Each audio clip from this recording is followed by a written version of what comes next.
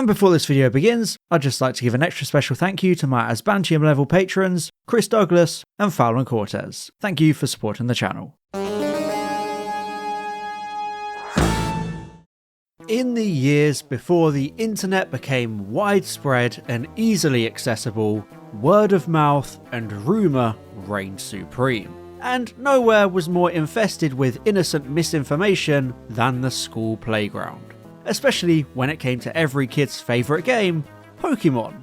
If you were growing up during the 90s or 2000s, you'd have heard all sorts of crazy rumours from the kid whose sister's boyfriend's dad's cousin works at Nintendo. Of course you can catch Mew in the original games. He's hiding under this truck for some reason, and if you can't get him to appear, you're just doing it wrong.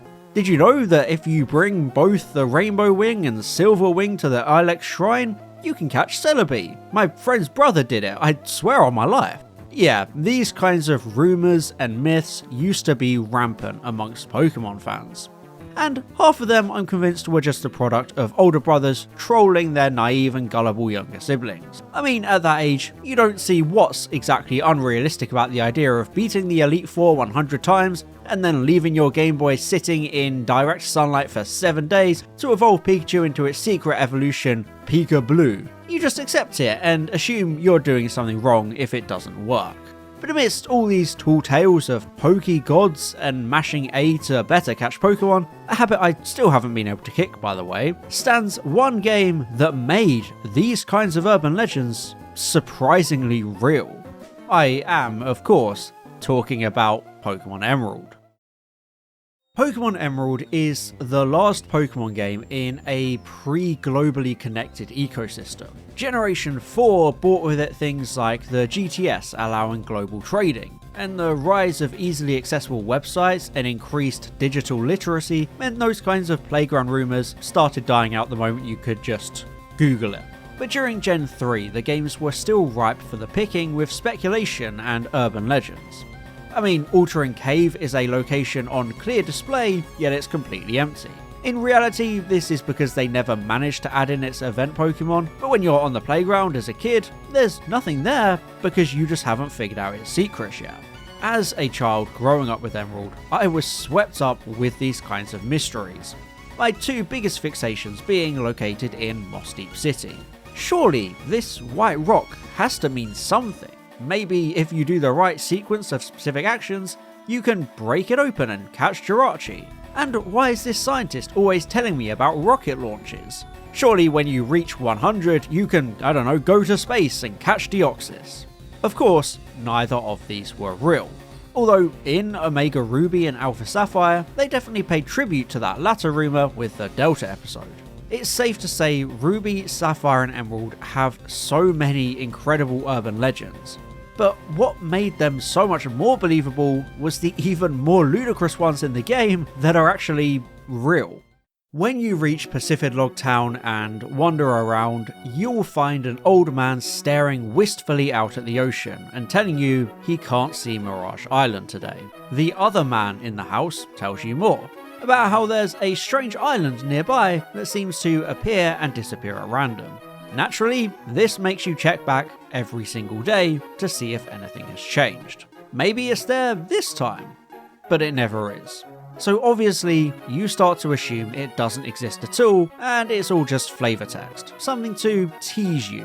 But unlike all those urban myths, Mirage Island is very much real, just impossibly rare and impossible to brute force. Every day, 2 random bytes are generated based on the in-game clock, choosing between 0 and 65,535. If this number matches the first 2 bytes of the personality value of any Pokemon in your party, Mirage Island will appear. Just to put into perspective how rare that is, the chance of encountering a shiny Pokemon in Gen 3 is 1 in 8,192, so you could theoretically encounter 8 shinies before you find Mirage Island once. It's genuinely the kind of thing you would expect from myth alone. And on this small yet mysterious island, you can catch Wynot from level 5 to level 50, the only place in the game you can find them outside of the singular egg you're given in Laveridge Town. It's also the one and only in-game location of the newly introduced Lychee Berry, which can increase the holder's attack in battle. Due to how rare the island is, there's nothing super exclusive or important locked behind this random number. It would be ridiculous to have a Pokemon appear only on Mirage Island. So it's an island that only really exists as a gimmick on the side. You know, basically the developer saying, why not? But it very much feels like it's designed to be some kind of mystery. Almost like a subtle acknowledgement to these urban legends and myths. Since nobody is going to believe the kid who claims he went to a secret island where he caught a level 50 Wynot and found rare berries. Just like how you wouldn't believe his other claims of finding secret legendary Pokemon through Braille. If Mirage Island is a subtle acknowledgement of myths and legends spread on playgrounds about secret locations, the legendary giants of Ruby, Sapphire and Emerald are much more direct and unapologetic.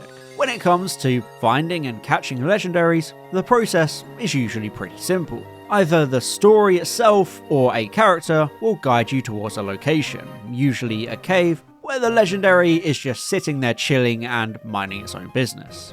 The legendary birds, Mewtwo, Ho-Oh, Lugia, the legendary dogs, Groudon, Kyogre and Rayquaza are all incredibly easy to catch. But then there are the legendary giants or legendary titans of Registeel, Regice, and my personal favourite, Regirock.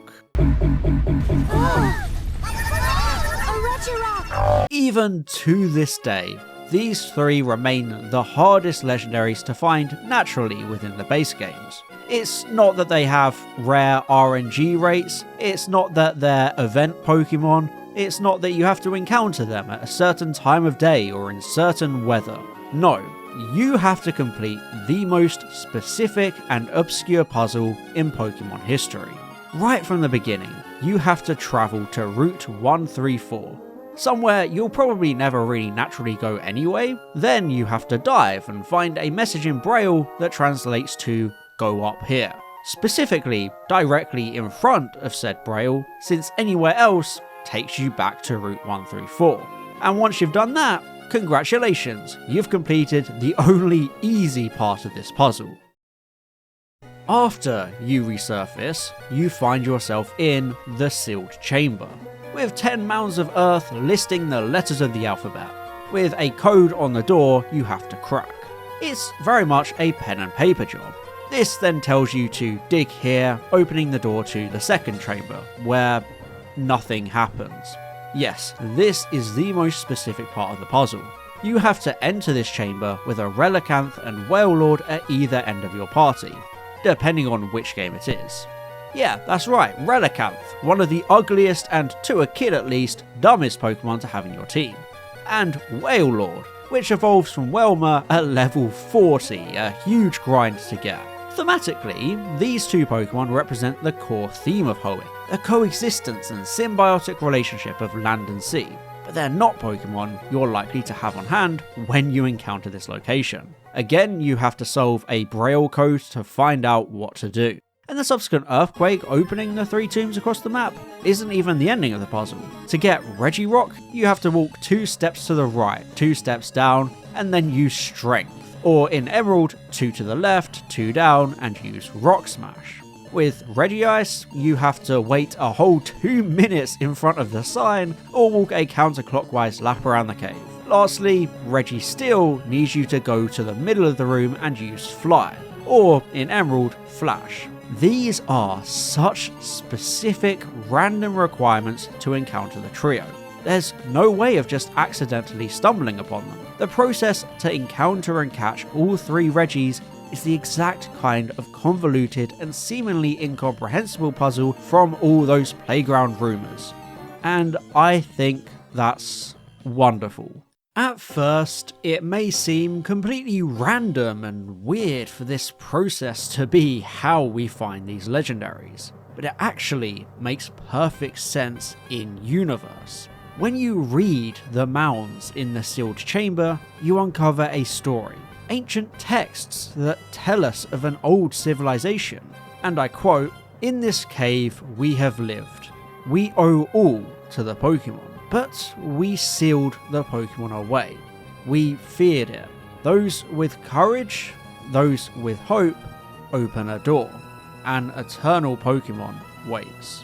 This says so much about ancient Hoenn. How humans lived alongside and worshipped these three giants only to grow too fearful of these entities and lock them away in these tombs across the continent. These puzzles were man-made to protect the world from an accidental awakening, or even someone with bad intentions trying to weaponize them, like we see with Groudon and Kyogre. No, as the text dictates, you have to have courage, you have to have hope. You have to be a trainer with a good heart to be worthy of awakening the Regis and treating them better than those ancient people did. It's a fascinating snippet of a story, even before the Gen 4 reveal of their creator Regigigas, and there are 2 more now, but I don't acknowledge them. These Pokemon were sealed away with the intention of them being found one day, so it makes complete sense as to why you would have to take such specific steps to do so. It's a side quest that basically sees you become Pokemon's Lara Croft, solving these tombs to reap the rewards and uncover the secrets within. The complicated puzzle is a safety mechanism, and the tombs are a time capsule showing us such rich history we can only speculate upon, and further expanding the world of these games beyond what we experience firsthand. One of my favourite things about Pokemon is the implied sense of deep mythology and wider world building. No matter your age, the games feel like such an incredible world of adventure with so many mysteries to be solved and secrets to be found. And with the imagination of the core child demographic, it really isn't that surprising for so many urban legends and myths to have sprouted from the early games before they could be so easily disproved. It's hard to communicate exactly how much of a Wild West things were back then. Even with the internet, things like Ben drowned were so believable. Therefore, I absolutely love Pokemon urban legends, not even the overexposed ones like Lavender Town, but those naive ideas of Pokegods like Charcoal, evolution of Charizard, Mew 3, evolution of Dugtrio, no actually it's just the evolution of Mewtwo. And of course, the idea of Pikachu being like Eevee with a water, fire and grass type evolution in its line. They're very much symptoms of being able to spread any rumour around playgrounds or through the internet, whether you're passing on what you heard from your friends or family, or even if you're just making it up yourself for a little bit of trolling. My source is that I made it the up. But what I love about Emerald is how it takes these kinds of ridiculous theories and rumours and actually uses them within the game, in the form of Mirage Island, a secret location that randomly appears, or the Regis, Pokemon only obtainable through specific movements and using HM moves for no reason. They very much feel inspired by the infamous Mew Truck rumour, which stipulated the use of strength to move the truck. Obviously, I have a sense of nostalgia bias for these kinds of puzzles and mysteries, where you needed the game's manual to actually know what you're doing. But it adds a whole new dimension to these games when urban legends become reality. When islands can appear at random, or convoluted puzzles yield hidden legendaries, it makes you even more likely to believe in the rumours about stuff like Moss Deep, hunting for secrets that don't exist. It's sadly something that can't really exist anymore just because of technology. With the connectivity and communities of the modern internet, it's so hard to keep real secrets in new games. It's not impossible, of course, but it's just so difficult to achieve that sense of mystery and aura of possibility. Every big game in the 90s and 2000s had some sort of rumoured cheat, glitch, or unlockable event that deepened its infamy and mythos. So for Pokemon Emerald to incorporate that into itself in the form of these 2 distinct elements is brilliant. Because if, say, Regirock is out there, what else might be? Thank you very much for watching. I hope you enjoyed this video, and as always, I'll see you in the next one. Bye bye. And I'd just like to give an extra special thank you to my Asbantium level patrons, Chris Douglas and Fallon Cortez, my Diamond level patron, Valtar, my Platinum level patron, Matthew Burns, and all my Gold level patrons, Ben Salmon, Daniel Shillito, and James Aluya Waterhouse. Thank you so much for your support.